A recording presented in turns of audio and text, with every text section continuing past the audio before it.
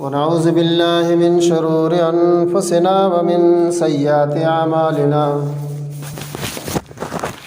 من يهده الله فلا مضل له ومن يضلل فلا هادي له. وأشهد أن لا إله إلا الله وأشهد أن محمدا عبده ورسوله. يا أيها الناس اتقوا ربكم الذي خلقكم من نفس واحدة وخلق منها زوجها وبث منهما رجالا كثيرا ونساء.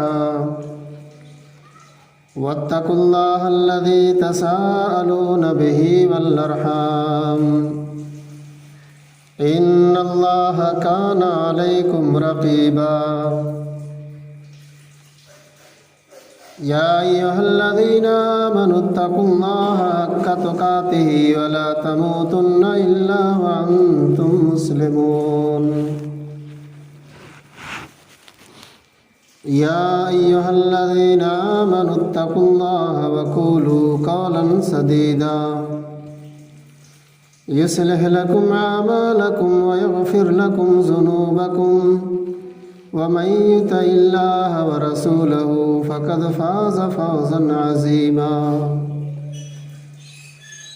أما بعد فإن خير الحديث كتاب الله وخير الهدي هدي محمد صلى الله عليه وسلم وشر الأمور محدثاتها وكل محدثة بدعة وكل بدعة ضلالة وكل ضلالة في النار. أعوذ بالله من الشيطان الرجيم. بسم الله الرحمن الرحيم.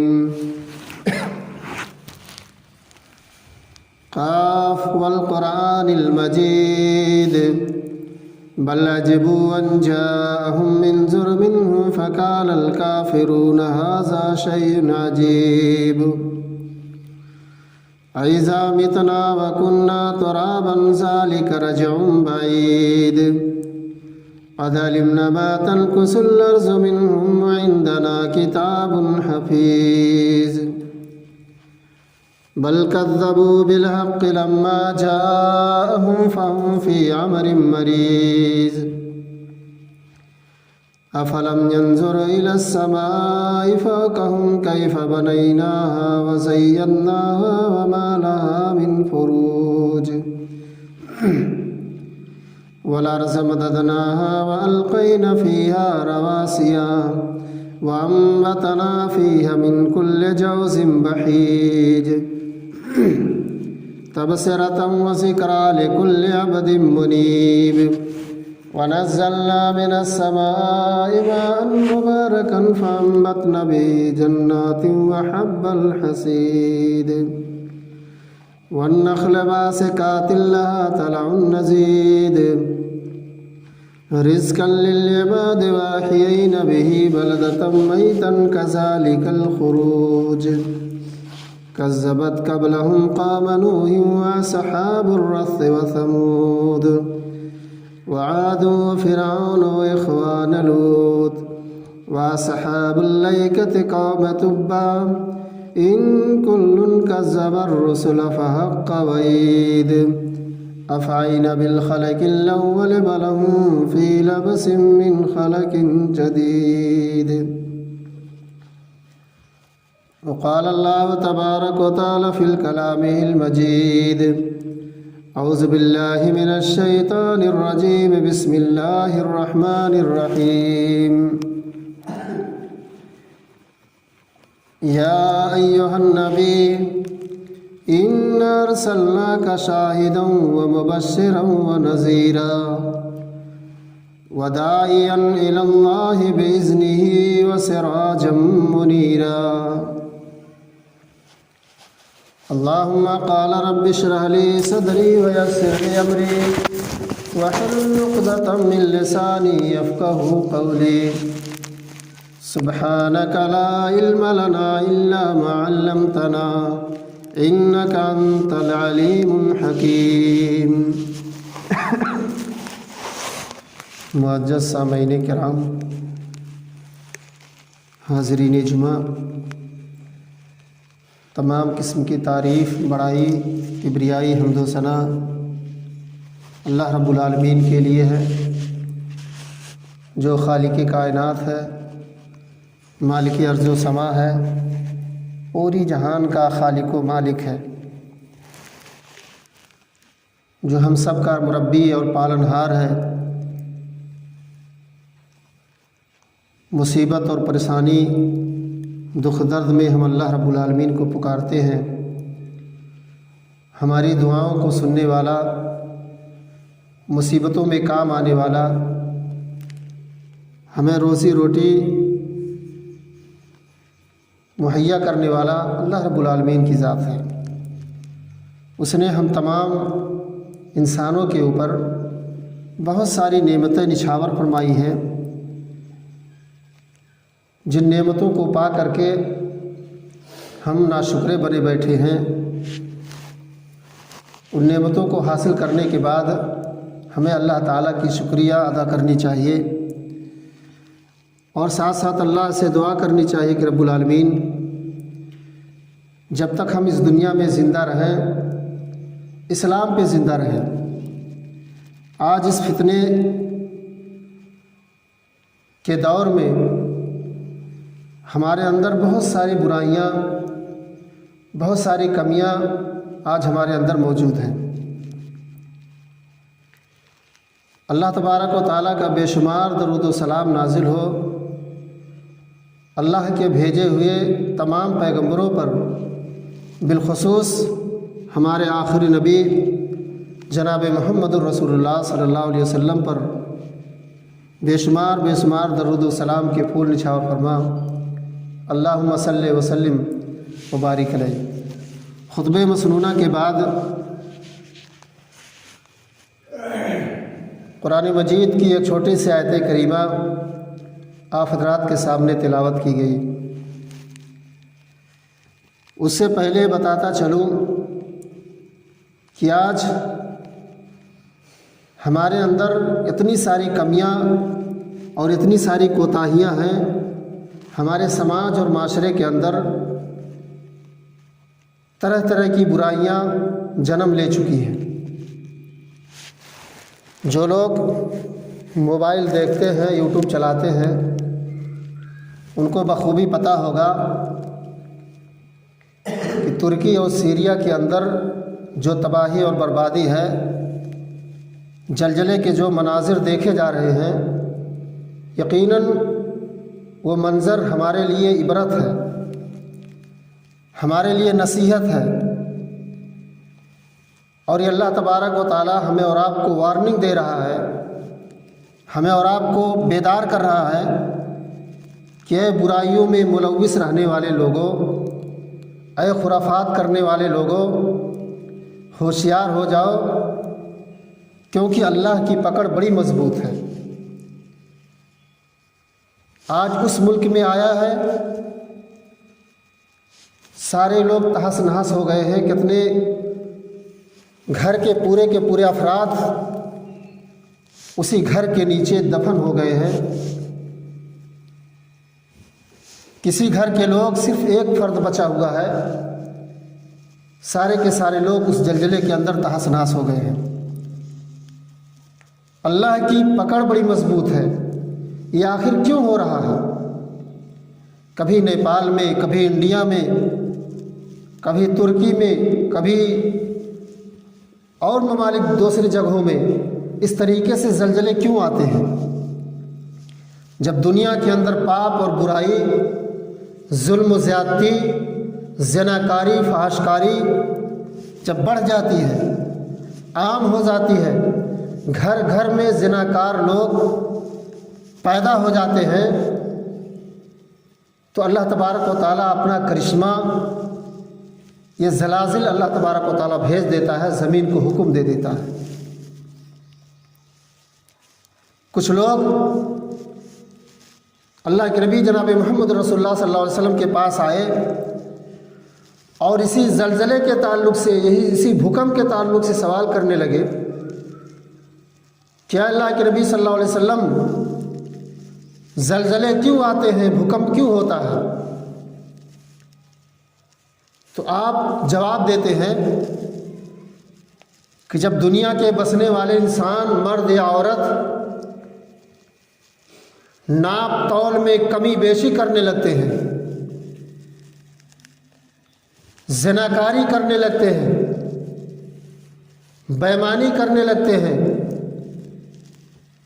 تو ایسی صورت میں اللہ رب العالمین غضبناک ہو جاتا ہے، غصے میں ہو جاتا ہے، اور زمین کو حکم دے دیتا ہے، زلزلے بھیج دیتا ہے، تحس نحس کر دیتا ہے اللہ تبارک و تعالیٰ۔ یہ ہمارے بدعمالیوں کی بنا پر ہے۔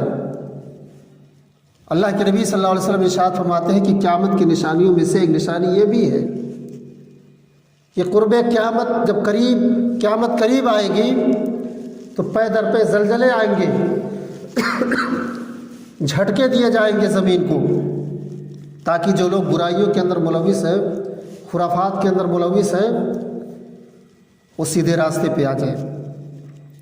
ہمیں اس مناظر کو دیکھ کر کے عبرت حاصل کرنی چاہیے، نصیحت حاصل کرنی چاہیے، اور اللہ رب العالمین سے دعائیں کرنی چاہیے، اپنے لیے، اپنے بال بچوں کے لیے، اپنے اڑوس پڑوس کے لیے، اپنے گاؤں کے لیے، اپنے ملک کے لیے، پوری دنیا والوں کے لیے اس فتنے سے بچنے کے لیے دعا کرنی چاہیے۔ اللہ تبارک و تعالی ہم سب کو اس عظیم طوفان سے بچائے، عظیم زلزلے سے بچائے۔ رب العالمین تو آپ ہمارے عملوں کی حفاظت فرمائے، اور جب تک تو ہمیں اس دنیا میں زندہ رہے، صحت یابی کے ساتھ زندہ رکھے۔ خطبہ مسنونہ کے بعد قرآن مجید کی ایک چھوٹی سی آیت کریمہ آپ حضرات کے سامنے پڑھی گئی۔ آئیے سب سے پہلے اس آیت کریمہ کا ترجمہ آپ کے سامنے رکھی جائے۔ اس سے پہلے خطبہ میں میں نے اسی موضوع کے تعلق سے بات رکھی تھی، لیکن بہت ساری باتیں رہ گئی تھیں جو چھپیاں میں بیان کیا گیا تھا۔ میں چاہتا ہوں کہ اسی موضوع کے تحت آپ حضرات کے سامنے بھی روشنی ڈالی جائے۔ اللہ رب العالمین قرآن کریم کے اندر ارشاد فرماتے ہیں، یا ایھا النبی، اے میرے نبی، انا ارسلناک شاہدا ومبشرا ونذیرا، اے میرے نبی، ہم نے آپ کو شاہد بنا کر کے بھیجا، گواہ بنا کر کے بھیجا،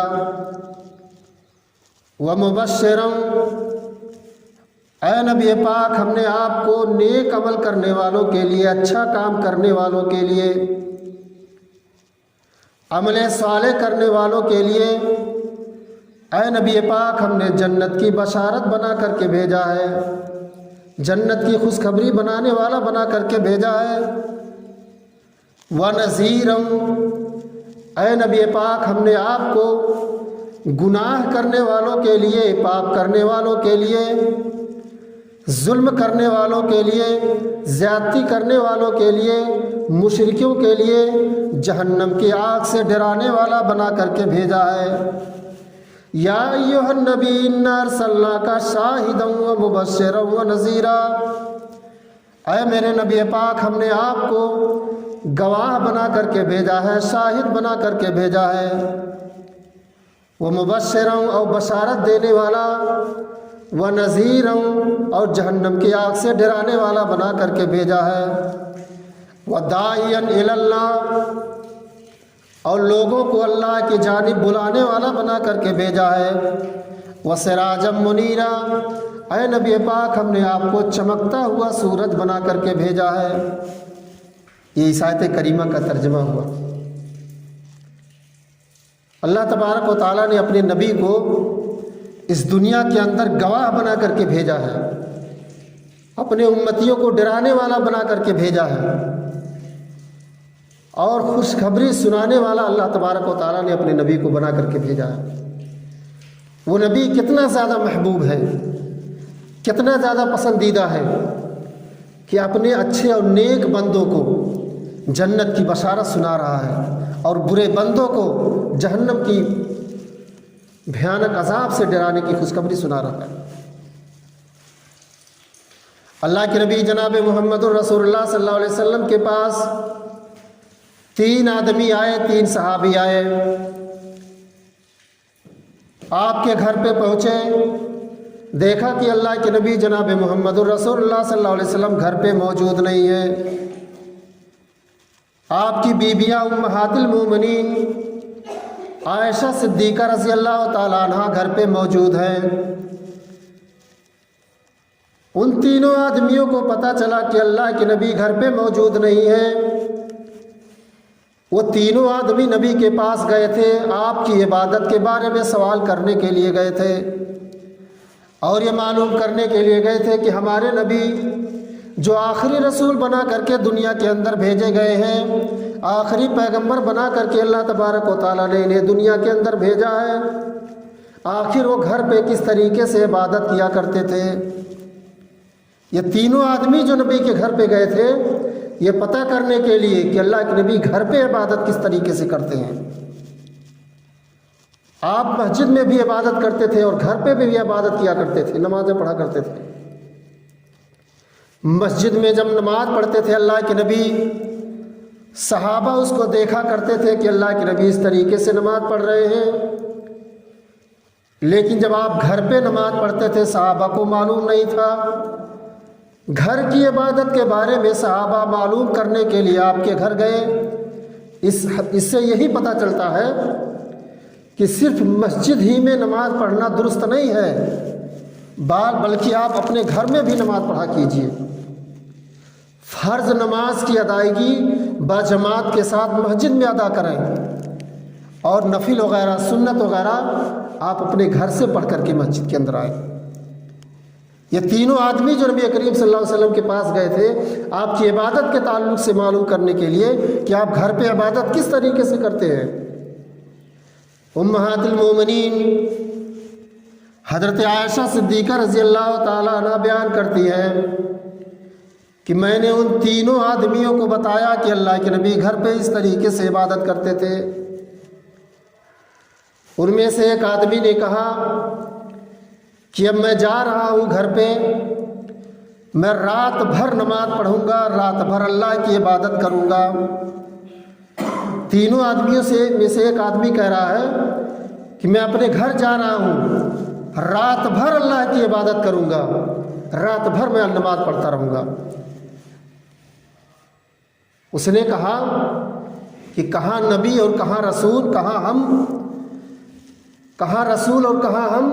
اللہ تبارک و تعالیٰ نے نبیوں کا، پیغمبروں کا، رسولوں کا مقام و مرتبہ بڑا اونچا بنایا ہے، ہم اپنے رسول کے مرتبے تک نہیں پہنچ سکتے ہیں، اسی ناطے ہم جا رہے ہیں گھر پہ اور رات بھر اللہ کی عبادت کریں گے۔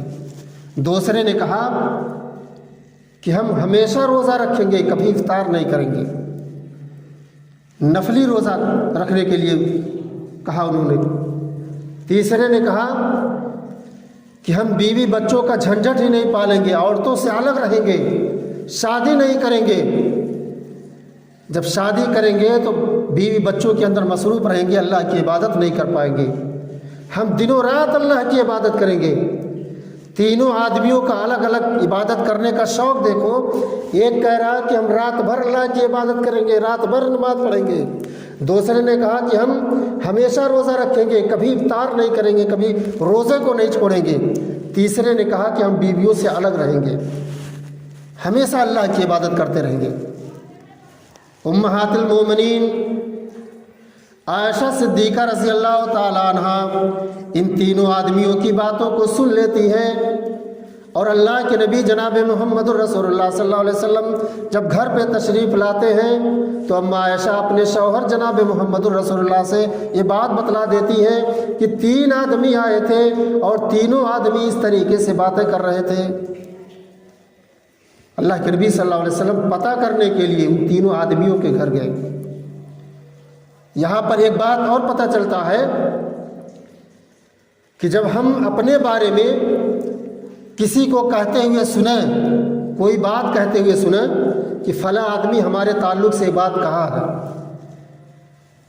تو آپ آستین نہ چڑھانے لگیں، آپ بگولا نہ ہو جائیں، اپنی زبان سے گالی گلوچ نہ بکیں، بلکہ اس کو پتہ لگائیں کہ یہ بات حقیقت ہے، سچ ہے یا غلط ہے۔ اللہ کے نبی صلی اللہ علیہ وسلم کے پاس گھر پہ جب تینوں آدمی آئے، اماں عائشہ نے خبر دیا کہ 3 آدمی آئے تھے اور تینوں یہ بات کہہ کر کے گئے ہیں، تو اللہ کے نبی صلی اللہ علیہ وسلم ان کے گھر گئے پتہ کرنے کے لیے کہ یہ بات صحیح ہے یا غلط ہے۔ اللہ کے نبی صلی اللہ علیہ وسلم جب تینوں سے ملاقات کرتے ہیں، تینوں سے ملاقات ہوتی ہے تو ان سے سوال کرتے ہیں کہ کیا تم لوگوں نے اس طریقے سے کہا ہے؟ تو لوگوں نے کہا کہ ہاں اللہ کے نبی، ہم نے ایسا ایسا کہا ہے۔ آپ نے فرمایا کہ میرے صحابہ، ہم روزہ بھی رکھتے ہیں اور اللہ کی عبادت بھی کرتے ہیں، عورتوں سے شادی بھی کرتے ہیں۔ آپ نے فرمایا فمن رغب عن سنتی، جس آدمی نے میری سنت سے اعراض کیا، میری سنت سے رغبت کی، فلیس منی، وہ آدمی مجھ میں کا نہیں ہے۔ یعنی میں روزہ بھی رکھتا ہوں اور کبھی کبھار افطار بھی کر لیتا ہوں اور کبھی روزہ بھی نہیں رکھتا ہوں۔ میں رات میں اٹھ کر کے جب بھی موقع ملتا ہے اللہ کی عبادت کرتا ہوں۔ اللہ کے نبی صلی اللہ علیہ وسلم نے تینوں آدمیوں کو سمجھایا۔ صحابہ کرام کے اندر یہ جذبہ ہوا کرتا تھا، یہ حوصلہ ہوا کرتا تھا نیکیوں کی حاصل کرنے کا، نیکی حاصل کرنے کا صحابہ کے اندر اس قدر جذبہ ہوتا تھا۔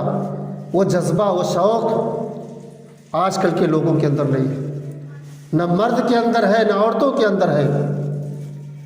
میں اپنی اصل موضوع پہ آ رہا ہوں۔ ابو ہریرہ رضی اللہ تعالیٰ عنہ بیان کرتے ہیں کہ جناب محمد رسول اللہ صلی اللہ علیہ وسلم ارشاد فرماتے ہیں، اجتنبوا السبع الموبقات، میرے صحابہ 7 ہلاک کر دینے والے گناہوں سے بچو جو انسانوں کے عملوں کو برباد کر دیتے ہیں، جو انسان کے اعمال کو ضائع کر دیتے ہیں۔ صحابہ کرام نے پوچھا اللہ کے نبی، وہ 7 ہلاک کر دینے والے گناہ، وہ 7 برباد کر دینے والے گناہ کون سے ہیں؟ آپ نے فرمایا الشرک باللہ، اللہ کے ساتھ کسی دوسرے کو شریک ٹھہرانا، اللہ کی عبادت میں، اس کی ریاضت میں، اس کے اسماء و صفات میں کسی دوسرے کو شریک ٹھہرانا، اللہ کو چھوڑ کر کسی دوسرے کے سامنے سجدہ کرنا، اللہ کو چھوڑ کر کسی دوسرے کو معبود ماننا، اللہ کو چھوڑ کر کسی دوسرے کے سامنے حاجت روا کرنا، دعا کرنا، یہ دنیا کا سب سے بڑا پاپ ہے، دنیا کا سب سے بڑا گناہ ہے۔ اللہ تبارک و تعالیٰ سارے گناہوں کو معاف کر دے گا، لیکن ان اللہ لا یغفر ان یشرک بہ ویغفر ما دون ذلک لمن یشاء۔ اللہ تبارک و تعالیٰ شرک کو چھوڑ کر جتنے سارے گناہ ہیں جس کے لیے چاہے گا معاف کر دے گا، لیکن شرک اتنا بڑا پاپ ہے، اتنا بڑا گناہ ہے کہ اللہ تبارک و تعالیٰ اس کو چھوڑ کر کبھی بھی معاف نہیں کر سکتا۔ اس لیے اس مصیبت کے اندر، پریشانی میں، کتنی بڑی مصیبت کیوں نہ ہو جائے، ایک اللہ کو پکارو، اللہ کے سامنے سجدہ کرو، کسی مزار پر، کسی قبر پر چادر مت چڑھاؤ، ان سے اولادیں نہ مانگو، ان کے سامنے دعائیں نہ کرو، کیونکہ وہ تا قیامت تک ہماری اور آپ کی دعا کو نہیں قبول کر سکتے ہیں۔ ان الذین تدعون من دون اللہ ولن یخلقوا ذبابا، جو لوگ اللہ کو چھوڑ کر کسی دوسرے کو پکارتے ہیں، کسی دوسرے کے سامنے سجدہ کرتے ہیں، مزاروں پہ جاتے ہیں، بابا کو پکارتے ہیں، دیوی دیوتاؤں کے سامنے سجدہ کرتے ہیں، اللہ تبارک و تعالیٰ فرماتا ہے ان الذین تدعون من دون اللہ، جو لوگ اللہ کو چھوڑ کر دوسرے کو پکارتے ہیں، دوسرے کو معبود مانتے ہیں، دوسرے کو اللہ مانتے ہیں، وَلَن يَخْلُقُوا ذُبَابًا، اللہ تبارک و تعالیٰ کہتا ہے کہ وہ لوگ مکھی نہیں پیدا کر سکتے۔ اللہ کے علاوہ دنیا میں کون سی ایسی ذات ہے، کون سی ایسی ہستی ہے جو مارنے پہ قادر ہے، جو زندہ کرنے پہ قادر ہے؟ اللہ کے علاوہ کوئی اس بات پر قادر نہیں ہے۔ جن کو تم خدا مانتے ہو، جن کے سامنے طرح طرح کے چڑھاوے چڑھاتے ہو، جن پر چادریں چڑھاتے ہو، اگر وہ ایک مکھی نہیں پیدا کر سکتی، اللہ تبارک و تعالیٰ کہتا ہے کہ مکھی پیدا کرنا تو بہت دور کی بات ہے۔ جو ان پر تم چڑھاوے چڑھاتے ہو، ایک مکھی اپنے منہ میں لے کر کے جو اڑ جاتی ہے، اللہ فرماتا ہے کہ یہ لوگ اتنے کمزور ہیں، اتنے ضعیف ہیں کہ مکھی جو تھوڑا سا لے کر کے اپنے منہ میں اڑ گئی ہے، اس مکھی سے چھیننے کی بھی طاقت ان کے اندر موجود نہیں۔ اللہ فرماتا ہے ضعف الطالب والمطلوب، جو ان غیروں کو پکارتے ہیں وہ بھی کمزور ہیں، پکارنے والا بھی کمزور ہے، اور جسے پکارا جا رہا ہے وہ بھی کمزور ہے۔ کمزور کو پکار رہا ہے، بیمار کو پکار رہا ہے، تو ہماری آواز کون سننے والی ہے؟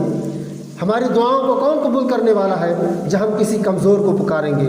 اللہ فرماتا ہے الی یوم القیامہ، تم قیامت تک پکارتے رہو گے، زندگی بھر پکارتے رہو گے اللہ کو چھوڑ کر دوسرے کو، تو تا قیامت تک تمہاری پکار کو سننے والے نہیں ہیں۔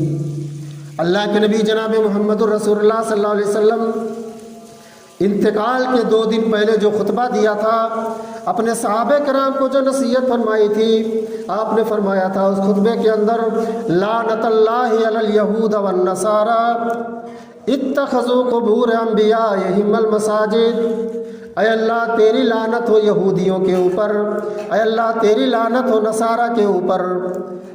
میرا نبی زندگی میں کسی کے اوپر لعنت نہیں بھیجی، آج آخری وقت میں یہودیوں کے اوپر، نصارہ کے اوپر میرا نبی لعنت کیوں بھیج رہا ہے؟ اے اللہ تیری لعنت اس لیے ہو اتخذوا قبور انبیائہم المساجد، کہ انہوں نے اپنی بزرگوں کی قبروں کو، اپنے ولیوں کی قبروں کو عبادت گاہ بنا لیا، سجدہ گاہ بنا لیا، چومنے چاٹنے کی جگہ بنا لی، عاجزی منتی فریاد کی جگہ بنا لیا، عاجزی انکساری کی جگہ بنا لی، بت خانہ بنا لیا، عبادت گاہ بنا لیا۔ اللہ کے نبی جناب محمد رسول اللہ صلی اللہ علیہ وسلم نے انتقال سے 2 دن پہلے خطبہ دیا تھا۔ میرے بھائیوں، توحید پر قائم و دائم رہو، کتنی بڑی مصیبت کیوں نہ آ جائے، کتنی بڑی پریشانی کیوں نہ آ جائے، اللہ کا دامن کبھی بھی نہ چھوڑنا، ایک اللہ کو ہمیشہ اس مصیبت میں بھی پکارنا۔ کوئی خوشی کی بات آ جائے، اس خوشی کے موقع پر بھی تم اللہ کا شکریہ ادا کرو، اللہ کے سامنے سجدہ ریز ہو جاؤ۔ غمی کا موقع آ جائے تو ایسی صورت میں اللہ رب العالمین سے اپنی پریشانی کے لیے، اس مصیبت کے لیے بچنے کے لیے اللہ سے دعائیں مانگا کرو۔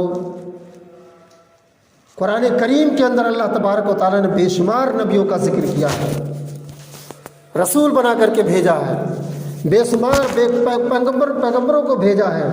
18 یا 25 نبیوں کا ذکر اللہ تعالیٰ نے قرآن کریم کے اندر کیا ہے، ان کو رسول بنا کر کے بھیجا ہے، اور رسول بنانے کے ساتھ ساتھ اللہ نے وارننگ دے کر کے بھیجا ہے کہ میرے پیغمبر، میرے رسول، ہم تجھے رسول بنا کر کے دنیا میں بھیجتے ہیں۔ لئن اشرکت، اگر تم میرے ساتھ کسی کو شریک کرو گے، اللہ کے ساتھ کسی کو شریک ٹھہراؤ گے، تو اے نبی ہم تمہاری ہی نبوت چھین لیں گے، ہم تمہارے عملوں کو برباد کر دیں گے، تمہارے ایمان کو ضائع کر دیں گے۔ شرک اتنا بڑا گناہ ہے میرے بھائیوں، اتنا بڑا پاپ ہے، اللہ تبارک و تعالیٰ اس شرک کو کبھی بھی نہیں معاف کر سکتا ہے، کبھی بھی نہیں معاف کر سکتا ہے۔ اللہ فرماتا ہے قرآن کریم کے اندر وَلَئِن سَأَلْتُهُم مَّنْ خَلَقَ السَّمَاوَاتِ وَالْأَرْضَ، اگر ان سے پوچھو، جو لوگ اللہ کے علاوہ کسی دوسرے کو پکارتے ہیں، وَلَئِن سَأَلْتُهُم مَّنْ خَلَقَ السَّمَاوَاتِ وَالْأَرْضَ، اگر ان سے پوچھو آسمان کا مالک کون ہے، زمین کو کس نے پیدا کیا، زمین سے ننھے ننھے پودوں کو کون اگاتا ہے، درختوں میں پھلوں کو کون لگاتا ہے، آسمان سے بارش کو نازل کون کرتا ہے، ایک دانہ تم زمین میں ڈالتے ہو 100 دانے کون پیدا کرتا ہے۔ وَلَئِن سَأَلْتُهُم مَّنْ خَلَقَ السَّمَاوَاتِ وَالْأَرْضَ، ان کفار و مشرکین سے پوچھو، ان کافروں سے سوال کرو، اللہ کا آسمان کو کس نے پیدا کیا، زمین کو کس نے پیدا کیا، زمین سے گلے کو کون اگاتا ہے، آسمان سے بارش کو کون نازل کرتا ہے، آسمان میں سورج اور چاند کو کون چمکاتا ہے، ان مشرکوں سے سوال کرو، پوچھو، تو یہ کہیں گے اللہ ہی سب کچھ کرتا ہے، اللہ ہی آسمان سے بارش نازل کرتا ہے، اللہ ہی زمین سے پودوں کو اگاتا ہے، اللہ ہی درختوں میں پھل لگاتا ہے۔ لیکن یہ اتنے بڑے غدار ہیں، اتنے بڑے دھوکے باز ہیں، سب کچھ اللہ کرتا ہے، آسمان میں سورج چمکا رہا ہے تو اللہ کرتا ہے، आसमान से बारिश अल्लाह नाजिल करता है, लेकिन ये पेशानी अल्लाह को छोड़कर किसी दूसरे के सामने झुकाते हैं, सजदा किसी दूसरे के सामने करते हैं, दुआएं मांगनी होती है दूसरों से मांगते हैं, औलादें मांगनी होती है तो दूसरे से मांगते हैं। ये अल्लाह की इतने बड़े दगाबाज हैं, इतने बड़े धोखेबाज हैं, इसी नाते अल्लाह तबारक व तआला ने इनके लिए जहन्नम को वाजिब कर दिया है। जहन्नम अल्लाह तबारक व तआला ने मुशरिकों के लिए बनाया। इनसे पूछो, इनसे सवाल करो, वो अल्लाह का इनकार नहीं करेंगे, कहेंगे सब कुछ अल्लाह करता है, लेकिन जब इबादत की, पूजा पाठ की बात आती है तो अपने हाथों से बनाए हुए लोगों के सामने सजदा करते हैं। पत्थरों के सामने कोई सजदा करता है, कोई दरख्तों को खुदा मानता है, कोई सूरज को खुदा मानता है, कोई कब्र के आगे सजदा करता है। ये दुनिया का सबसे बड़ा पाप है, दुनिया का सबसे बड़ा गुनाह। अल्लाह तबारक व तआला इसको कभी भी नहीं माफ़ कर सकता है, क्योंकि कुरान करीम के अंदर अल्लाह ताला ने इसे चैलेंज दिया है कि इन्नल्लाह ला